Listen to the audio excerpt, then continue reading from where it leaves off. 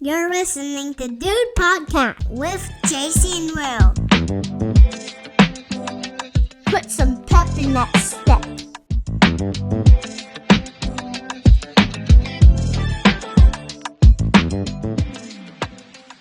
Enjoy the show. Dudies, I'm Will. And I'm JC. And you are listening to Dude.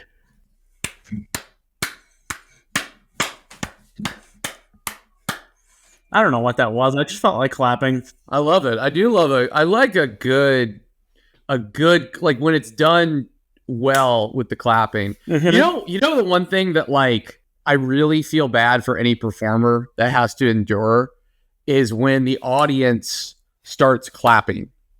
Well, that's a sign of respect, right? What? No. Sorry. Excuse me. You're right. That is what you want. You're right. I mean, like, I'm sorry. When they start, like, clapping along to a song. Oh, right. When a musical artist is playing, and yeah. But here's the thing, like, it's nobody wins because, especially if you start clapping toward, like, the beginning of the song, the people never clap for the, 3-4 minutes of that whole song, right? At some point, everyone collectively goes, "Okay, we're tired of clapping. We're tired of it." But again, it becomes then like actually like a game for the performer because the performer then has to keep on, time, and they're not like the audience is not on time. Yeah, but I think that's what they have those little earbuds. True. I mean, Max sort of gave us that insight into some of that kind of stuff, but at the same point in time, like. It doesn't help. Yeah, that's for sure. When you have, and again, a collective group of musical morons trying to like, it's like, it's awful. It's brutal. Mm-hmm. Yeah.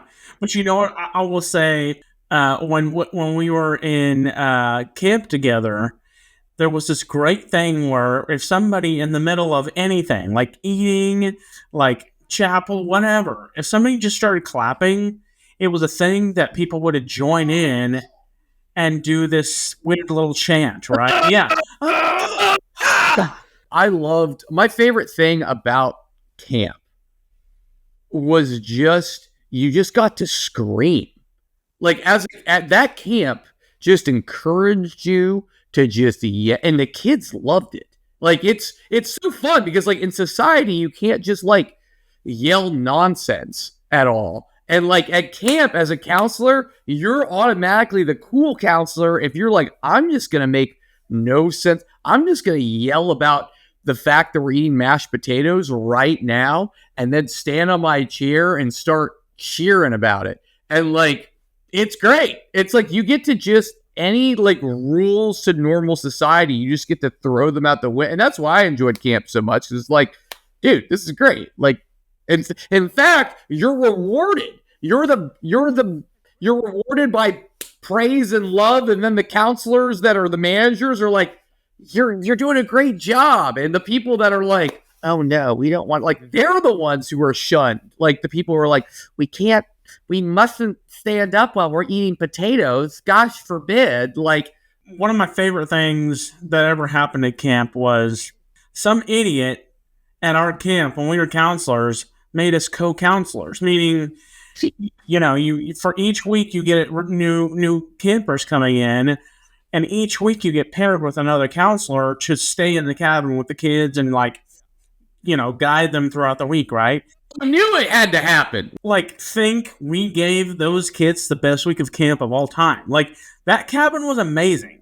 So you and I were not nuts about the sleepover portion of it, meaning once a week. Hate it. We had to sleep out in the 95-degree weather in the mountains of Arkansas.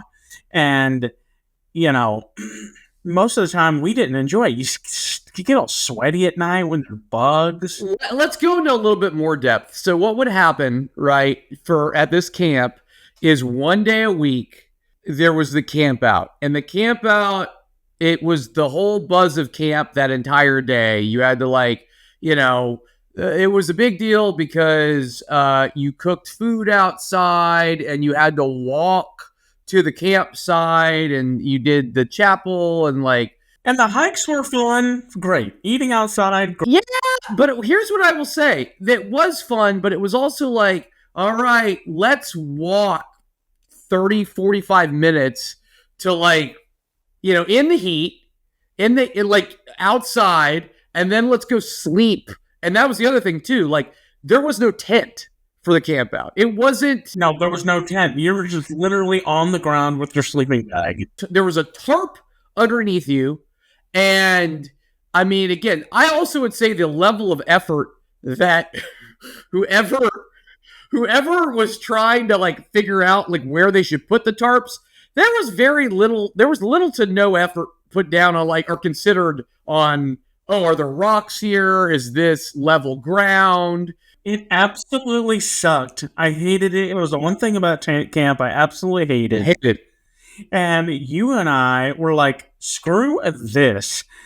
And so we just decided we were going to take our kids back to like a common area. Like we didn't go back to our cabin because that wasn't allowed. Yeah. But we decided collectively as a cabin to all go back and play card games and like board games the whole night. And our campers, like, we were heroes that night. They're like, yeah, we don't have to sleep out in the sweaty, like, Arkansas weather. Like, this is awesome.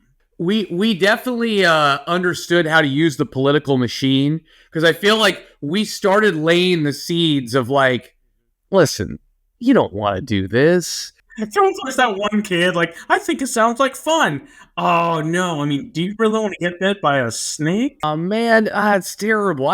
So, like, I think that was one of those things that me and you, I feel like when we figured out that we were going to have the cabin that week, I feel like we got in a room and we're like, okay, what are our goals for, and it's funny because a lot of people, like, listen, their goals are like, okay, listen, we're going to win Bible memorization challenge, or we're going to have the cleanest cabin, or we're going to do this. Me and Will didn't care about any of those things. We just didn't want to sleep outside. In fact, we were very mediocre in every one of those things because, we didn't, those were their goals. We didn't care. We just want to have fun. I think some of our goals are like, we're going to have some awesome chants.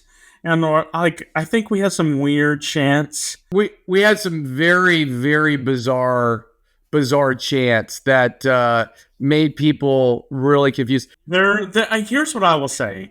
When I look back on my youth, there's a right kind of person to be a counselor and a wrong kind of person to be a counselor. I'm not saying I wasn't a good kid.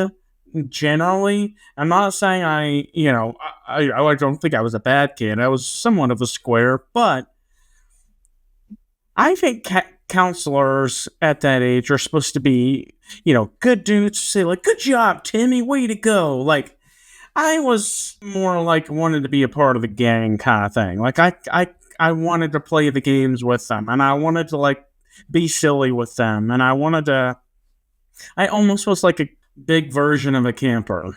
Well, I think that was me. I mean, that's me too. So I think that's problematic when you're trying to, again, corral kids, is when you have two counselors who want to be apart, who basically just want to be campers.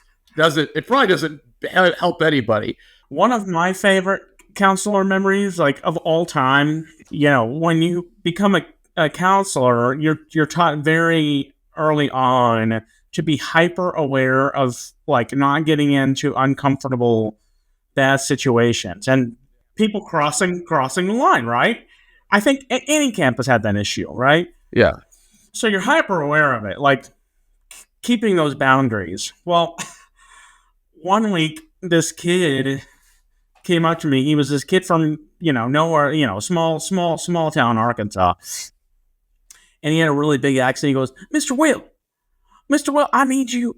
Come here. I need you to help me put my cream on. And I was like, okay. Well, is it, what's going on? He goes, well, I got my cream and I'm supposed to put it on every day. And I need you to help me put my cream on. And I said, okay, well, where do you need to put it? He goes, I need you to put it on my penis. And I said, I said, dude, His name was Cody. I said, Cody, I am. You need to take this to the nurse. The nurse needs this. I am. It was so uncomfortable, but the way he said it was so innocent and hilarious. I was like, Cody, buddy. Cody was a legendary camper, man. There was there would be like Cody would go missing, and like we couldn't find him for like 45 minutes, and we just find him like literally like in front of like a mail slot, just like opening it up. He's like, I can't believe things go in there, and you're just like, yeah. What? Where have you? Like, we're supposed to be in chapel. Like, where? Well, you're literally looking in a mail slot. One of my favorite things about being a counselor at this camp was you had these kids that were from primarily like Arkansas and Oklahoma, and to your point, like, you know, Podunk, Arkansas, the accents are unbelievable. Yeah. Like, to hear these kids who are like, well, dip, dip, dip, dip, dip, and you're like, oh my gosh, it is awesome. If you've ever seen the show Ozarks, it's kind of like that. I mean, you're kind of in the foothills of the Ozarks, this camp.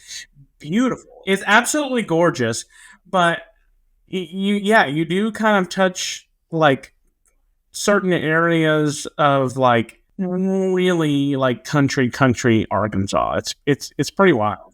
And so just the accents coming out of these kids are just like, I don't know why too. I also find it funny. I don't know what it is to like children with like very country accents. And like they're also like, yes, sir. Well, that's what we're gonna do. And very like well mannered too. It's just like, and you're like, dude, look at me. I'm wearing like rope sandals and I haven't like cut my hair in like 2 years. Don't call me sir. Please. I smell. Please don't call me sir.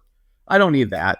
Hey, I want to talk about one more story about camp because it got me thinking about. So 1 week, for whatever reason, the camp that we went to, they decided to have a band come play one night, like a rock band, right? Yeah.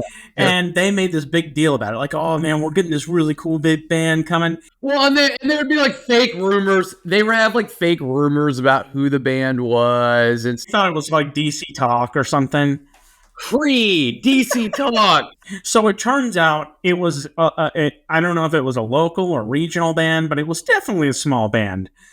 But we didn't care because it was awesome. And the band's name was Free Refills. Free Refills. Free Refills sold more merch that week than they've ever sold in their entire life. I mean, when I say that they blew the roof off that place, I mean, it didn't matter to us who they were. They literally, it was like you were at a Limp Bizkit concert or something. Like, they were insane. And we went nuts.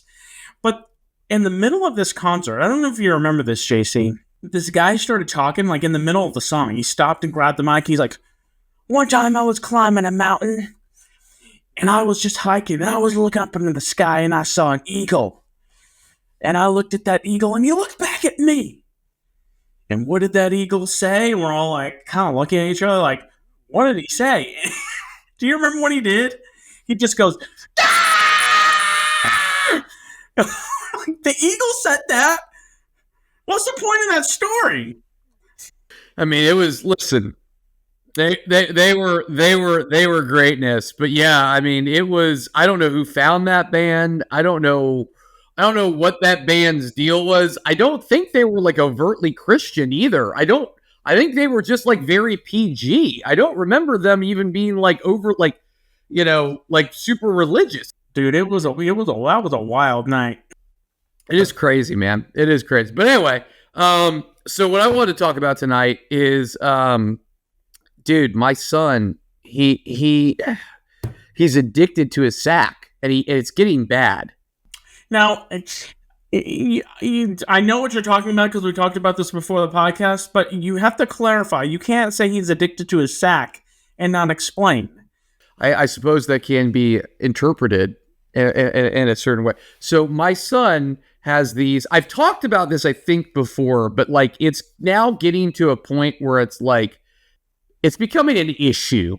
Okay, so my son, he has stuffies and all these things, right? These stuffed animals and all these things. But he didn't become attached to any of those. Like a lot of kids become attached to like their stuffed animal or to their blanket or something like that. Well, I guess blanket, actually, it does make sense kind of from a blanket perspective. So he had, when he was younger, he would sleep in these, what they're called sleep sacks, right? I don't know if your kids ever slept in a sleep sack, right? It's like, it's literally like almost like a jacket without, like, that has like the legs sewed. You're basically putting your baby in a bag that has holes for his head and arm. Yeah, that's exactly what it is. Well, my son addicted to these sacks. Now he doesn't. So wearing them or just holding them? Even more nuanced. So there's these tabs. There's the zipper. You like zip it up right to the top. Kind of like even like a coat. Some coats have this. And then there's a little button. Yeah. Like we call this tab, right? Yeah. From on one side of to cover the zipper. The sack to cover the zipper. Exactly. But he is obsessed with sticking that little tab and sucking on that little tab. Right? So he sucks on it. He sucks on it. Sometimes he sucks his thumb with the tab. And he also what he does is he takes the tab and he rubs it on his nose every once in a while. It's really weird.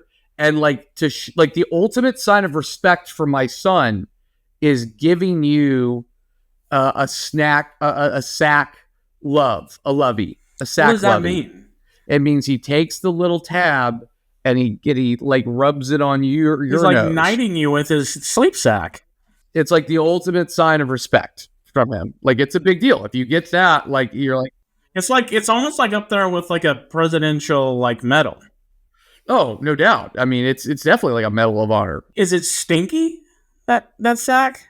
Luckily, we do a really good job of cleaning the sack on a regular basis. And we have so many sacks on... That's the other weird thing. He's not really loyal to any sack. He has multiple sacks. But the problem is he is addicted to them. So he has... In fact, he gets really excited when he can hold all his sacks at once. So how often is he with a sack? That's where I was headed. It's becoming a problem. We just had a full-blown temper tantrum because we couldn't take sack into the bathtub. Oh, yeah. Mm-hmm. Yeah. Mm-hmm. Yeah. We're having... And he just screams, sack! And we're like, dude, literally, sack is waiting for you in bed. And again, it's so weird because then you give a human characteristic to this stupid sleep sack. You're like, he's waiting for you. He's there. He's gonna be there. It's like, why am I calling the sack at him? He's waiting for you. But yeah, he's just having meltdowns when sack can't be there. And then when he's reunited with sack, you would think that he'd been overseas at war, and the only way he could talk to the sack was via letter. He was writing letters to the sack. Dear sack. So, hey, well, hopefully this can be helpful to you, because I have a little story that might be of use to you, okay? So, much like your son, I had an addiction when I was a child, and it was to my pacifier. And well into, I think, age 3 or 4, I was stuck on this pacifier constantly, right? I was obsessed with it. And my parents were very much like you. They were like, we do not know what to do here. And so my mom did a lot of research, did a lot of asking around. And one source said, try telling, just to help kind of take it away for a little bit, try telling your child that your pacifier had to go on vacation, right? Okay. So my mom was like, okay, I'm going to try this. So this was the first thing she attempted, right? And so she took all my pacifiers, she hid them. And when I asked for them, I said, Mom, I want my passy. She said, well, the thing about your pacifier is they went on a vacation. Okay, so they're not here right now because they're on vacation. And she was ready for the meltdown of the century because, I wanted my pacifier. But apparently, I had enough cognitive, reasoning that when she told me that, she said, I literally went, okay, all right, thanks. And never asked about it again. Ever. Do you think that's because... So 2 questions here. And it's really about the fictitious story that your mother created about these pacifiers going on vacation. Yeah. So first off, did she have an answer? Did the question ever come up? Where did they go on vacation? Because that's what I'm interested in, is where did these pacifiers go? I hope that she did. Like, she's like, okay, they really wanted to go to the Galapagos Islands, and they saved up their money, and they're just enjoying not being sucked on right now. Well, they're on a cruise. And it's actually buffet, unlimited drinks. It's all pacifiers. It's all pacifiers that have escaped. And listen, they're doing this. I think it's probably they're actually in a union. God bless them, because they're being sucked on all the time, and they need their rights too. And I do love the idea of you like imagining like the little pacifier like on the beach and like applying like sun lotion to the other pacifier. Reflector shields that give you a tan, and just like, This is great. No, this is wonderful on vacation. Can I ask a question about pacifiers though? Yeah. How does that go to pass that? Have you seen a pacifier, the way they're shaped? It looks nothing like a nipple. Well, I think it's like anything in our society, right? Where it's like, it started like the thing it was supposed to emulate. It's a bunch of people sitting in an office room going, you know how we could make this better? And you just have all these designers and stuff, so that what they did was they created the ultimate sucking device. USD? The ultimate sucking device? People designing these, here is this kind of sad, sick truth to it. They're not sitting there. The people that design these pacifiers are not sitting there being like, it's not really good for the kids long term. So let's make something that like, they'll kind of like only use for a little bit and then move on. That'd be the correct way to design something like that, right? Instead, they're sitting there going, darn it, how can we make these pacifiers the most addictive Yes, we'll give it a shape that's easy to keep in your mouth. They have these charts with the ultimate sucking index charts. I'm telling you, show them the designs. By the way, I've been laughing this entire time at what appears to be children's headphones that you're wearing. Yeah, this is correct. So, as I mentioned in our last episode, we got a dog, and I left my nice headphones out, and I came back into the room to find the headphones all busted up, thanks to Chip, my dog. Way to go, Chip. So, as you said, I'm wearing kids' headphones. These are my son's headphones that he wears when he does his Amazon little kids pad, only for travel. I'm wearing those. Nice, very stylish. I like it.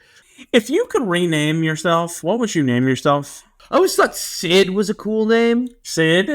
Yeah, I always thought Sid was a cool name. Toy Story ruined it though. It did ruin Sid. You're right. Toy Story did ruin Sid. What about Barty? But Bartholomew, but everyone calls you Barty. You could be a Barty. First of all, is that a thing? Yeah, you can call us little Billy Barty. Haven't you ever heard that expression? No, I've never met a Barty once in my life. Have you met a Barty? I've known a Bart. I know. You know that when Bart is about to make some sweet love to his wife, she's calling him Barty 100%. She's saying, "Oh, Barty, come over here and give me some of that Barty love, that famous Barty love making." I don't think that's a thing. I don't think Barty's a thing. I promise you, there's a man named Bart, and his wife is calling him Barty when it's time to get naughty. You sound like Wahlberg there, or you sounded like Andy Samberg doing an impression of Mark Wahlberg. That's what that was. You know what? Say hello to your mother for me. Say hello to your mother for me. Have your have feelings on ice skating? Have you ice skated? Oh yeah, so we bought ice skates when we lived in Wisconsin because in the wintertime, the public parks there will like take water and freeze certain areas outside. And so like the public parks just have open skating rinks, so we would just go and skate. Really? I Yeah, didn't it's fun. realize. I still have my ice skates. Are you Yeah, good? I'm good. Yeah. Man, I am not good at skating, man. And I just like going fast. so if you see me, I'm literally doing where your arms are just like waving in circles, right? Where that's me on the ice, like barely, like going like 4 miles an hour with my arms just literally doing the circle like exercise until I basically hit the glass, right? I think ice skating is fun. I'm not good at it. I'm not good at it. And you know what? I had this stupid fear that I would fall and that someone would run over my finger and I'd lose my finger. Seriously, like I always, like it was the back of my mind. I'm like, gosh dang it. Like I'm going to fall and then someone's going to come over me with their blade and that's it. I've lost a hand or a finger or that's how I die. That's how it all ends. You generally err on the side of like caution, generally, right? Like I wouldn't necessarily say you're like a thrill seeker in like adrenaline rush like kind of guy, right? I'm a strange bird when it comes to like what I'm like super. I would say in scenarios where I could injure myself or like whether it's driving or stuff, like I'm very, very, very risk adverse to the point where it drives my wife insane. I'm so risk adverse that I will take seemingly strange routes driving to avoid what I believe to be like, I'm also like a more dangerous route. You know what I'm saying? Or if I won't risk it. Like for example, too, like if I need to take a left turn and I'm like, all right, if it's even making me feel like a little uncomfortable, I will take the right turn and drive all the way around to get to that point that I need to get to. Now, I will also say this though, like is much as I'm a super frustrating driver and I'm overly cautious. I'm not like that guy who like won't get on the highway, right? There are people, Carolee and family. Some of them are afraid to drive. I don't get into specifics. Like all of them? There are some incredible, because I know they might listen, some incredible aunts who we love very much who don't like driving on the highway. And maybe don't ever do it? Philadelphia, but I've driven through Philadelphia many times. I gotta say, it's not the scariest highways I've driven on in America. I will tell you this. I would also say, like, I'm really glad that I learned to drive in Tulsa because I think, like, it's about, if we're doing if there's a scale of 1 to 10, right, as difficulty, let's put Philadelphia like maybe a 6 or 7. Yeah, I think that's fair. Yeah, that's fair. Whereas Tulsa's like a 4, maybe a 3. Isn't it crazy?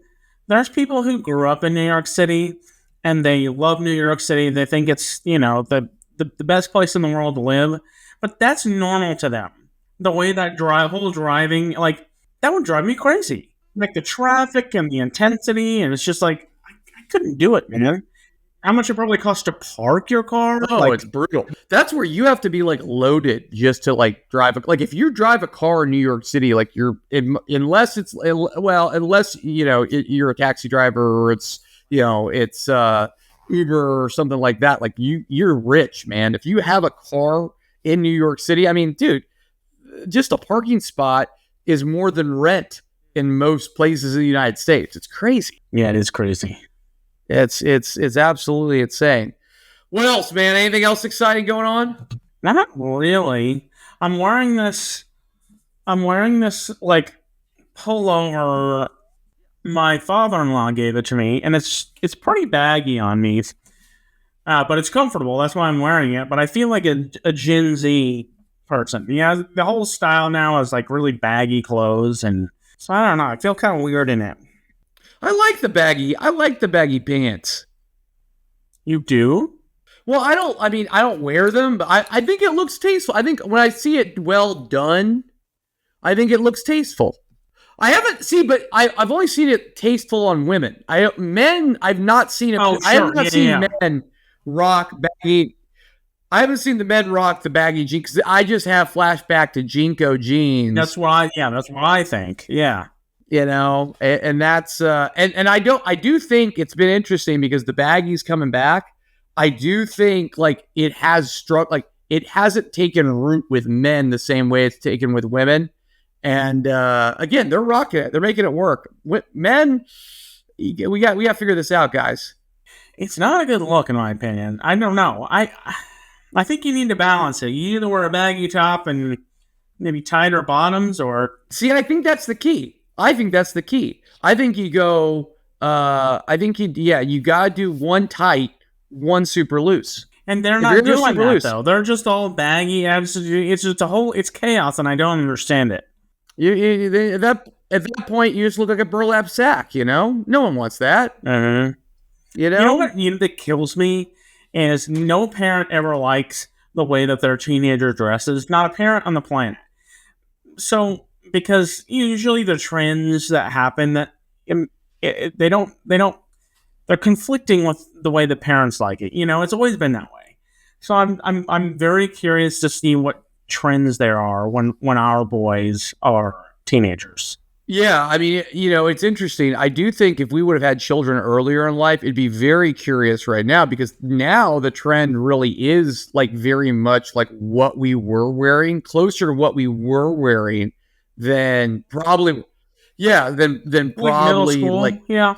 Yeah, so like that is kind of interesting that like, if you're someone who listens who has a kid who is in middle school, which is not crazy by any means, middle school or even high school at this point, like, like the reality is there's a cycle, and it is that like seems like it is that 90s and early 2000s nostalgia look is back. When you're growing up, you can't understand the like, oh, this is a distinctive style until you're out of it and like fully removed from it. Like I remember thinking like you would like see decades of like the 70s and the 80s and the 90s and like, what the looks were associated with it, and be like modern. I'd be like, oh, modern look. Like this is the look we're going to be like have for years. And that look was a man with bleached tips, right, with spiky front of the hair, right, with a puka shell necklace